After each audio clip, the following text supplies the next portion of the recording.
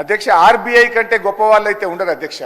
In fact అధ్యక్ష ఈ 4,17,496 కోట్లలో కూడా 10 ఏళ్ల బీఆర్ఎస్ పాలనలో 4-5 ప్రత్యేకమైన విషయాలు ఉన్నాయి. 2 వరుస కరోనా సంవత్సరాలు రావడం వల్ల కేంద్ర ప్రభుత్వం అప్పుడు మొత్తం దేశం యొక్క ఎకానమీ అతలాకుతలమైంది.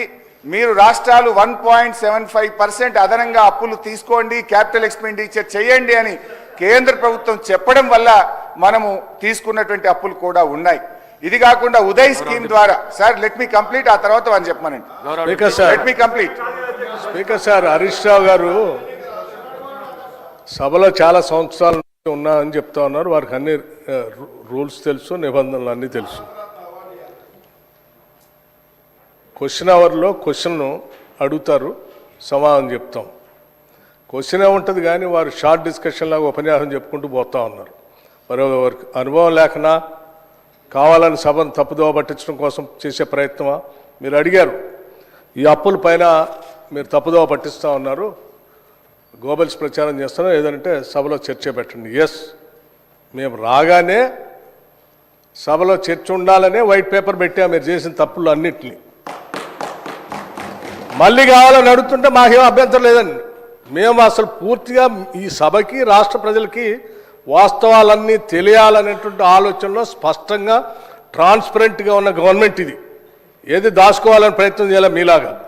సో మీరు వాళ్ళ చర్చ పెడదామన్నా ఫైన్, షార్ట్ డిస్కషన్కి వీఆర్ రెడీ. మీరు ఏదో ఏ ఫామ్లో ఇస్తారో ఇవ్వండి, గౌరవ సభాపతి గారికి ఇవ్వండి, వారి అనుమతితో వారు ఇస్తే, టైం ఇస్తే we're ready to debate sir.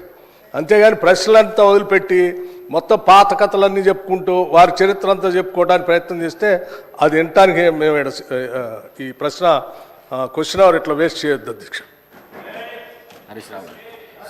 రెండు విషయాలు సార్, ఎవరు భుజాలు తడుముకుంటున్నారో స్పష్టంగా అర్థమైంది, ప్రజలైతే చూస్తున్నారు. అయితే అయితే అయితే గౌరవ డిప్యూటీ స్పీకర్ గారి యొక్క సవాల్ను నేను స్వీకరిస్తా ఉన్నా.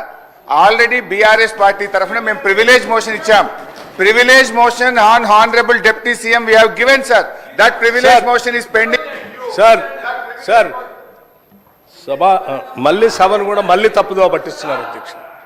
మళ్ళీ తప్పుదోవ పట్టించిన అంటే లేస్తే సత్యదూరమైన మాటలు మాట్లాడటం తప్ప వాస్తవాలు మాట్లాడితే తల పగిలిపోతారు అని ఏమైనా శాపం ఉందని నా అనుమానం అధ్యక్ష. వీళ్ళకి అస్సలు వాస్తవాలు మాట్లాడరు అధ్యక్ష, అన్ని సత్యదూరాన్ని. ఏంది ప్రివిలేజ్